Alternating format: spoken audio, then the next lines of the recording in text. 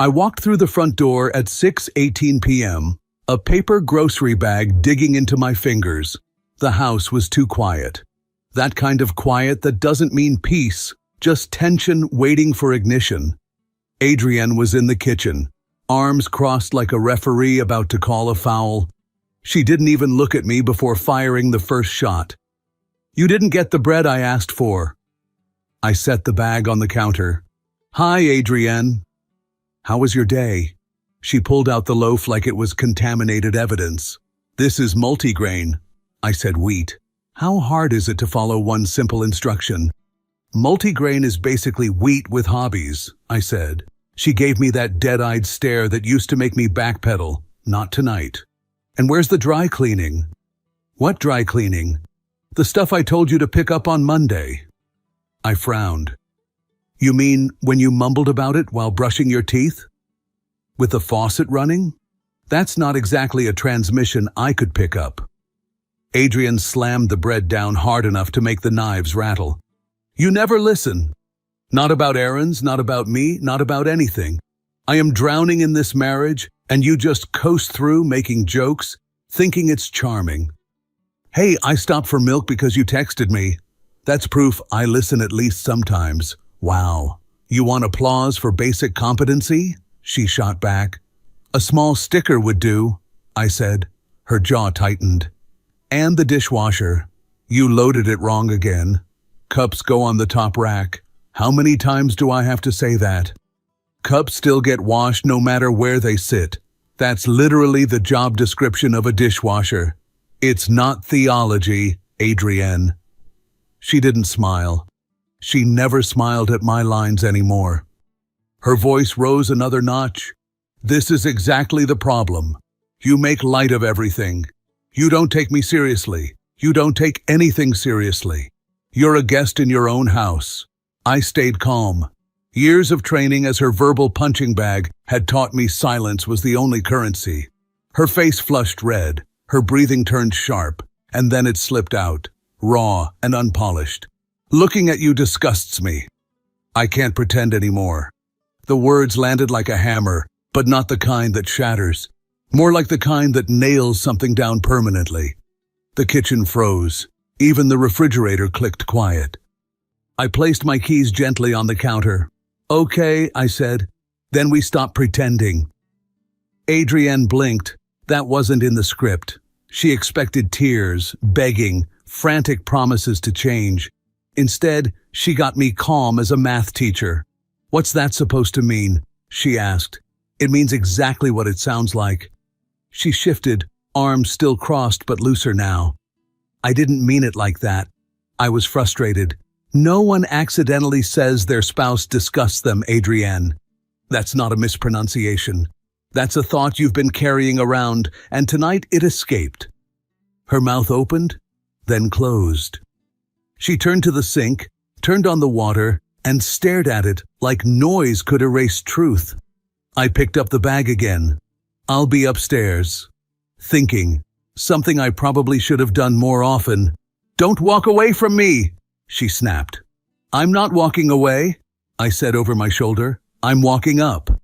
And I did. No slammed doors, no storming, just steady steps up the staircase. The next morning she wore a different mask. Coffee ready, eggs on the table, a smile pulled tight at the edges. "Good morning," she said sweetly. "Morning. I was too harsh yesterday. You know how I get when I'm stressed." I took a sip of coffee. "You were honest. Stress doesn't invent feelings. It just takes the filter off." She froze, spoon hovering, then forced a laugh. "You're being dramatic." "No," I said, "I'm finally being accurate." Her smile faltered. For once, I didn't rush in to fix it. That night we went to a friend's birthday.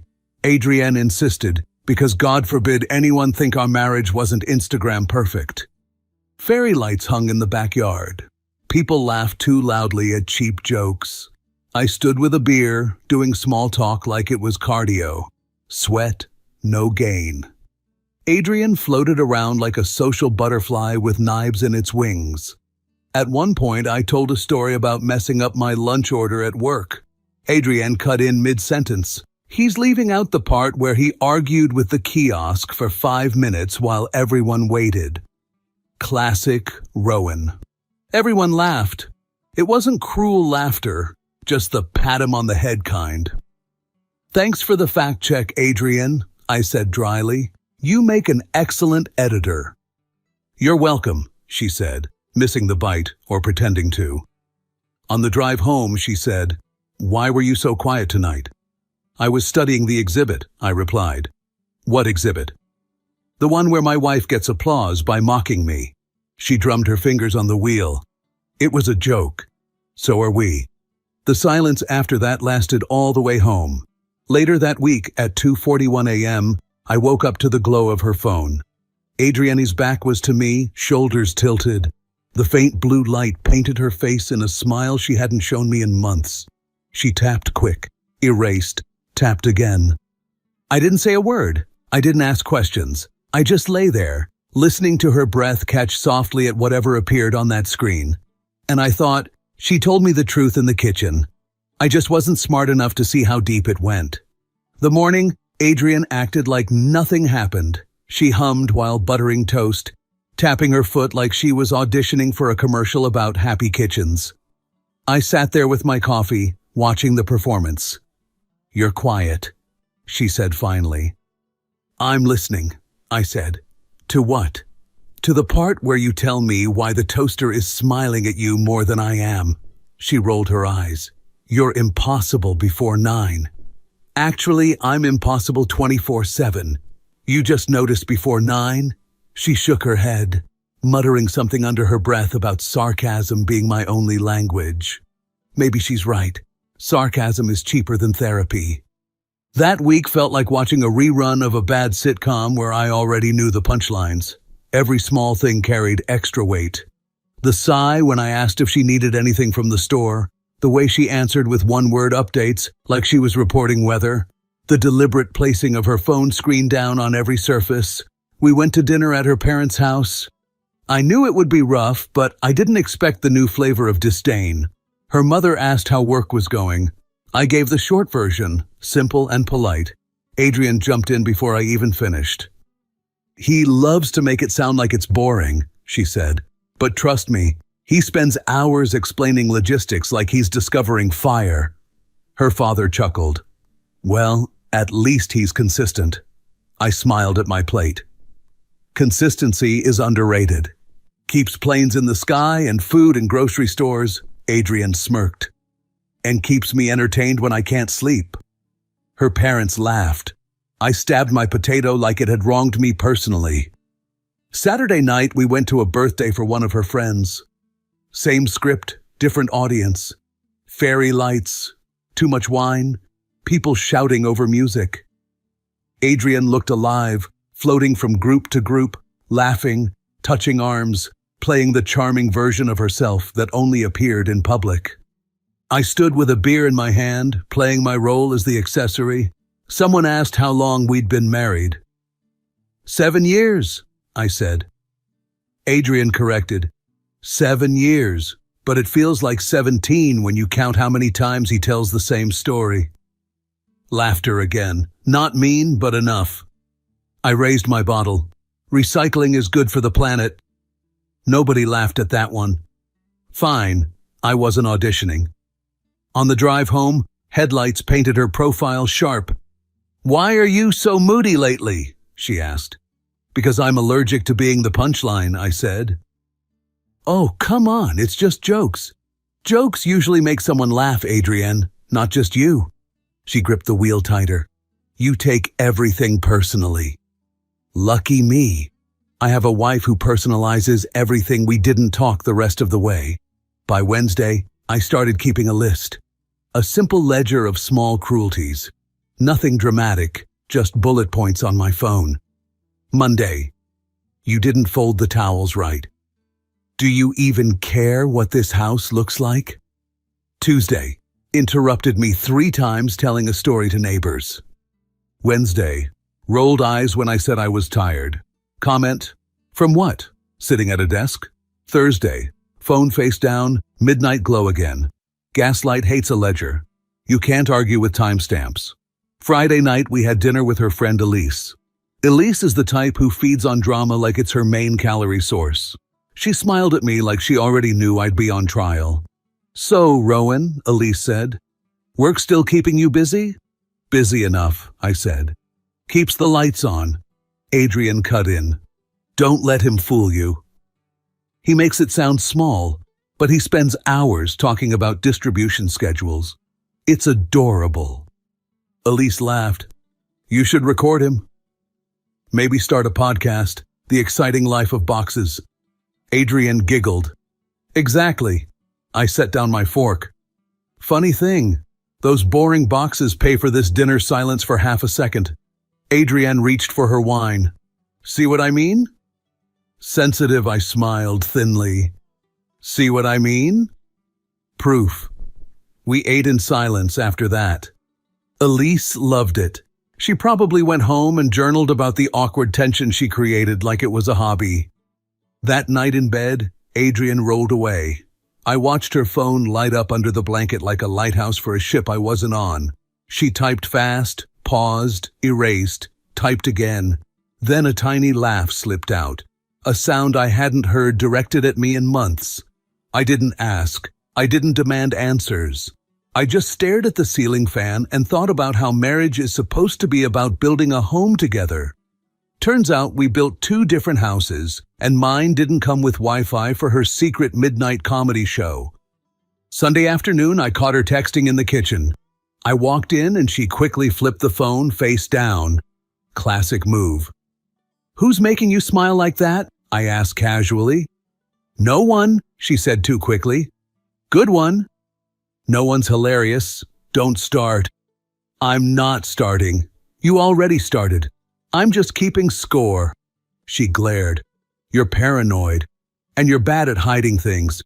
We stood there in silence, the phone like a live grenade between us. Finally, she grabbed her purse. "I'm going to Elise's." "Of course you are." "I might be late." "Take your time," I said. Her jaw clenched, but she didn't answer. The door slammed a second later. That evening, I sat alone on the couch, notebook in hand. I wrote a new line at the bottom of the page, Sunday. "She thinks I'm paranoid. Funny. I think I'm finally awake." Monday at 7:10 p.m. I remembered the old tablet we kept in the desk drawer. It was supposed to be our house device for recipes and playlists. I pulled it out, plugged it in, and waited. The screen woke up like a sleepy guard. No passcode. We'd set it up years ago when trust was still the default setting. A bubble popped at the top. Messages synced. Another. Photos synced. And then the quiet machine started to talk. I didn't go hunting with a plan. I just tapped. Threads loaded in blue and gray. Family chats. Group texts about brunch. A few old threads from me. Then a name I didn't expect to feel like a punch. Nate. Open. At first the thread looked harmless. Memes. A song link. An innocent, "You awake?" at 1:03 a.m. and a barely at 1:04. Then the tone changed. The jokes got pointed. The compliments got sloppy. And there it was. Adrienne, "He doesn't get me. He never has." Nate, "You deserve to be seen." Adrienne, "With Rowan I feel small. With you I feel honest." Nate, "Then be honest." I scrolled. I kept my breathing steady by force. The next bubble stung harder. Adrienne, "He tries to be funny when things get serious. I hate that." Nate, "He sounds insecure." Adrienne, "He is." And boring. And too polite. I look at him and feel nothing. Sometimes I feel repulsed. Repulsed. There it was again. The kitchen line wasn't a slip. It was the chorus. More messages. Adrienne, "He thinks a calm tone makes him strong. It just makes him invisible." Nate, "You need someone who actually wants you."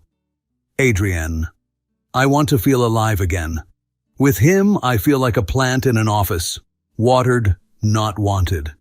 I closed my eyes for a second. Facts don't need permission. Feelings do. I wanted the facts. Photos tab, a few harmless selfies, A mirror shot at the gym. One photo of a drink at a bar I didn't recognize, taken from her side of the table. A glass across from her. A man's hand near it. No face, just a cuff and a watch. I zoomed in out of habit. The watch wasn't mine. Back to messages, newer lines. Nate, tonight? Adrienne, can't. He's home. Nate, tomorrow? Adrienne, maybe, if he goes for a run. He loves to jog away from problems. I exhaled a laugh that didn't have joy in it. She turned my coping into a doorbell for someone else. Efficient. Another piece. Adrienne. He isn't cruel. That's the worst part. He's decent. I just don't want him touching me. Nate, you don't owe him that. Adrienne. I know. But he looks at me like I'm still the girl he married. I can't stand the way he believes in me. I stopped scrolling. That line cut cleaner than any insult. She hated being believed in. That explained 20 things I hadn't been able to name. I took photos of the screen with my phone.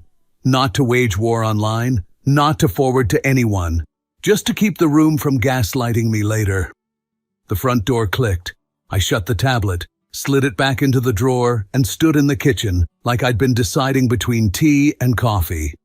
Adrienne walked in with her neutral face on. Hey, she said. Hey, I said, calm, too calm. She put her bag down. Did you eat? Not yet. Sit with me, I said. She narrowed her eyes, then sat across the island. It looked like an interview table. Appropriate. What's wrong? She asked. Nothing's wrong, I said. Something's clear. She waited. I found the old tablet, I said. Her pupils flicked left, that micro move you make when your brain runs to the door. It synced messages, I said. She stared at me, mouth slightly open. Then she shut it and reached for a script. That's a violation of privacy.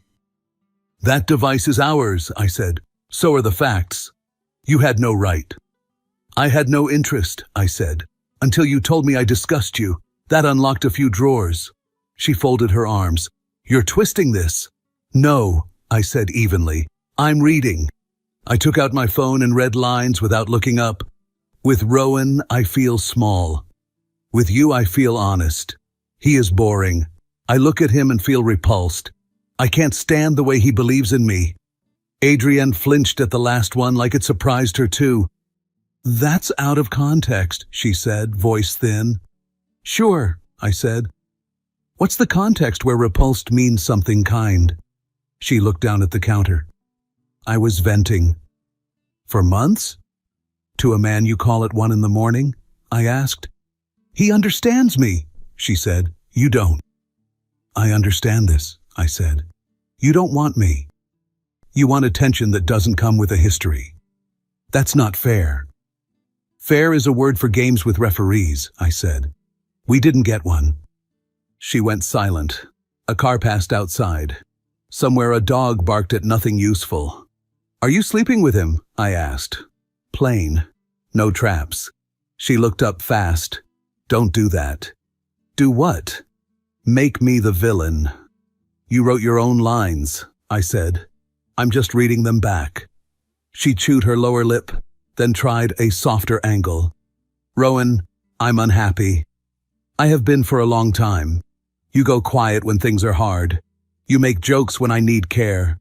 You line up your keys and your shoes and expect me to fall in line with them. I went quiet because noise didn't help, I said. I joked because crying didn't, and I lined things up because chaos was winning here. She shook her head. I needed a partner. You became a roommate with chores. You needed a cheer squad, I said. You got one. He texts late and tells you you're seen. I did that for years, Adrienne. I got demoted to a cautionary tale. She blinked fast. So what now? You going to punish me? You going to wave your facts around until I break? I'm not your judge, I said. I'm just done pretending I'm welcome. We sat in a quiet that wasn't peace. I watched the idea land in her eyes. This might not end with begging. She tried one more door. Can we go to therapy? Therapy needs two people who want the same thing, I said. I don't want to fight for a job you already posted to someone else. That's cruel. No, I said. It's precise. She stood, walked to the sink, turned on the tap, turned it off, turned it on again. I didn't sleep with him, she said finally. Okay, I said. That's it? Okay? Facts don't need my approval, I said. If that's a fact, it will stay true tomorrow. And if it's not, it won't. She stared at me, trying to read the fine print. There wasn't any. Where are you going? She asked when I stood. To the spare room tonight, I said. I don't want to share a bed with someone who uses my name like a chore. Her mouth opened, closed. So we're, what? Separated? We're honest, I said. Finally. I slept fine in the spare room. Not perfect, but clean. No midnight glow. No careful breathing to avoid waking a volcano. In the morning, I made coffee for one and opened the garage door to air out a smell that had been trapped for months, the mix of old paint, rubber, and resignation. At noon, a text came from Adrienne. Can we talk after work? I replied. Yes, plain words only. After work, we sat at the dining table with nothing on it. No food, no candles, just space. I read the thread again, she said before I could speak. I said things I shouldn't have said. You said things you were proud to say then, I said. I was angry, she said. You were excited, I said. There are 3 laugh emojis next to repulsed. She winced. I'm sorry. Thank you, I said. I accept the apology. It doesn't change the truth. She looked small in the chair. For a moment, I remembered us on a beach years ago, laughing at a seagull that stole our sandwich. We had looked at each other then with the same joke in our eyes.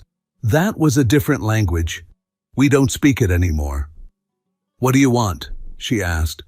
I want dignity, I said. I want peace. I want you to stop using me as a mirror to hate yourself in. That's not what I was doing. It's what you wrote, I said, and what you performed at every party. She took a long breath. Are you leaving me? You? I'm leaving the version of me that begs you to stay, I said. The rest depends on what you do now. She frowned. What does that even mean? It means I won't chase, I said. If you want me, you say it. If you don't, you stop pretending. She nodded slowly, like the words were heavy and she was testing each one. I need time, she said. Time for what? To decide. Decide soon, I said. Decide in daylight. Decide without an audience.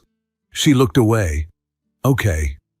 I stood, pushed in my chair, and went to the spare room again. She didn't follow. The house made night noises I'd stopped hearing years ago.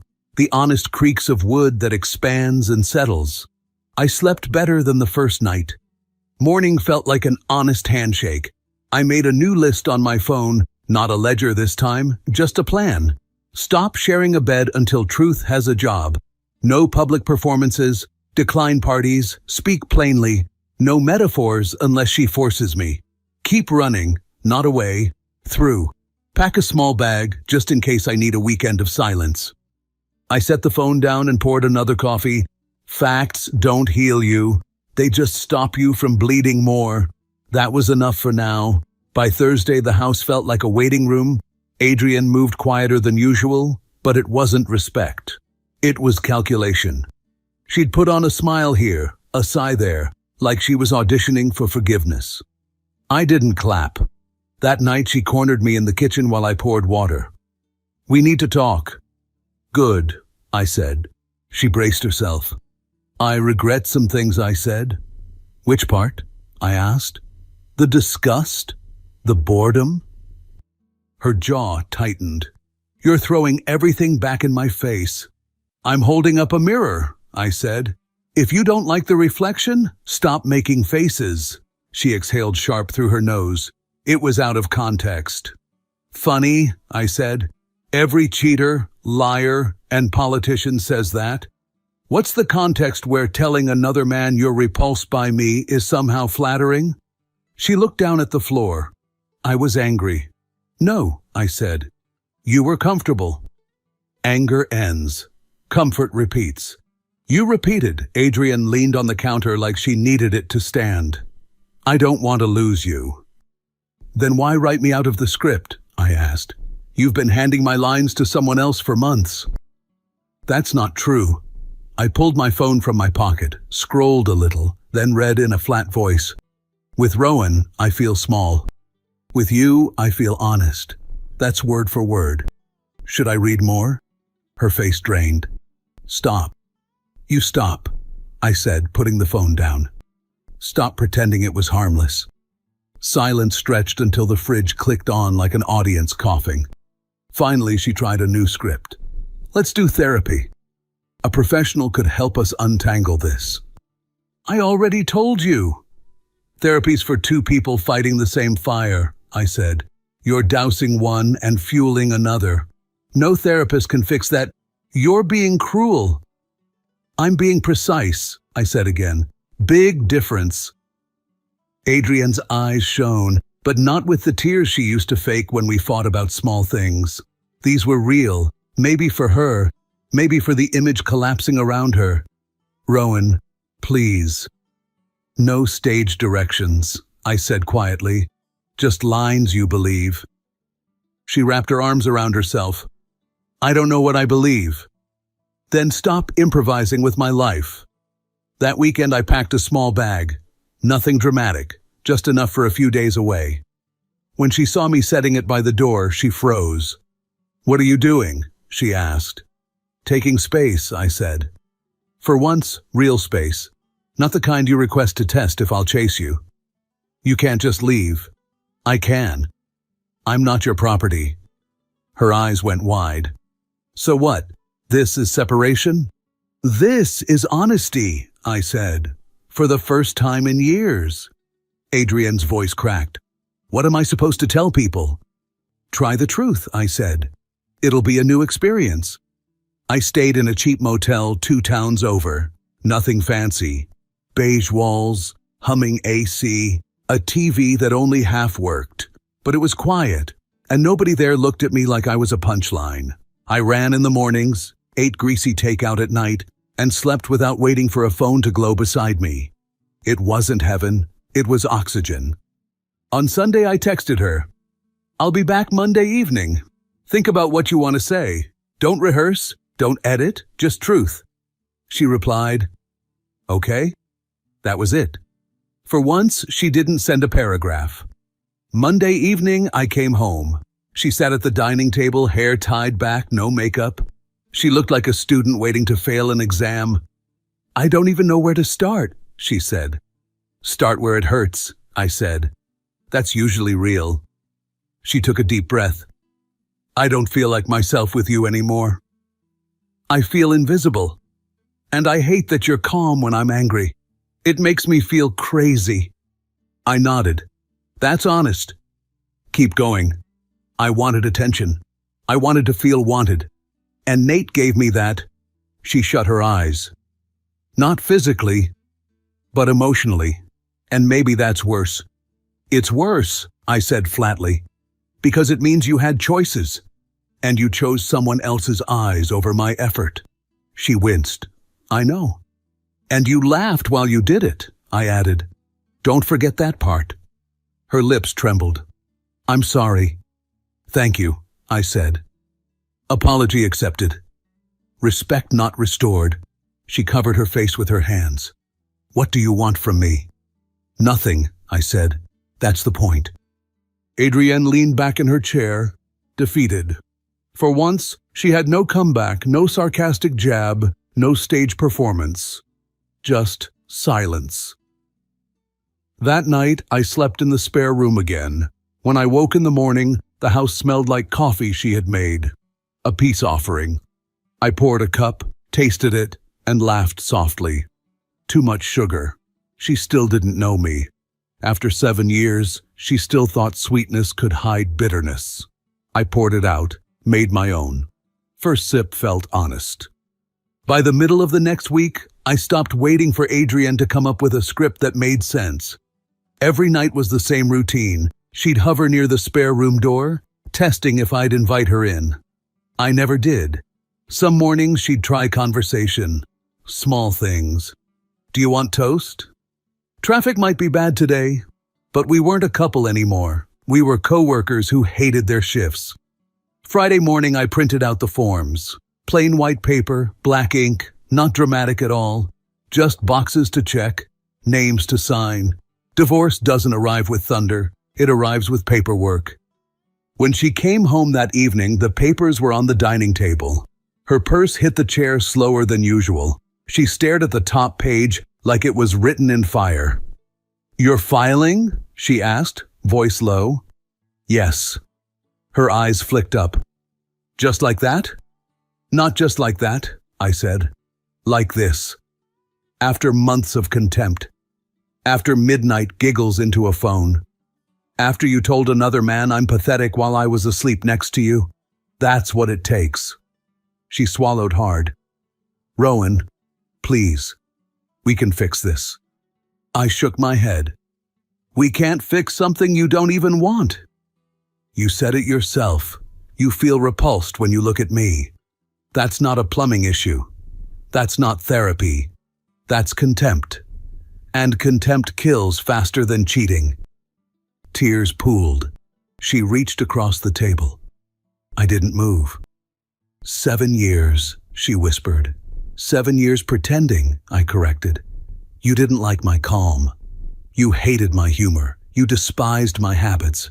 And instead of saying so out loud, you auditioned new partners on your phone. I was lonely. You were dishonest, I said. Big difference. Her hand hovered in the air, then dropped. She looked like she wanted to throw the papers, burn them, anything. Instead, she sat back and covered her face. "What will people think?" she asked through her hands. "They'll think I respected myself enough to leave." The next week moved fast. I signed what I had to sign. She avoided me in the house, retreating to the bedroom like a wounded actor who lost the part. I started packing small things, my books, clothes, the guitar I barely touched. No drama, no shouting, just methodical steps. One evening she finally cracked. She stormed into the spare room while I was folding shirts. "You're just walking away? Like none of it mattered?" I looked up. It mattered. That's why it hurts. That's why it ends. You could fight for us. "I already did," I said. "I fought by staying calm when you mocked me. I fought by fixing things you broke with words. I fought by carrying dignity when you tried to hand me shame. And I lost. Because you weren't fighting for us. You were fighting for attention."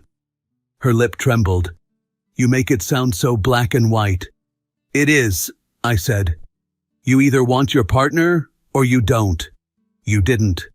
End of story." She stared at me for a long time, like she was searching for the man who used to cushion her blows with humor. He wasn't home anymore? The day I left, the sky was clear. No symbolism, no storm, just sunlight. I loaded the car in silence. Adrienne stood on the porch, arms wrapped around herself. "Rowan?" she called as I closed the trunk. I looked up.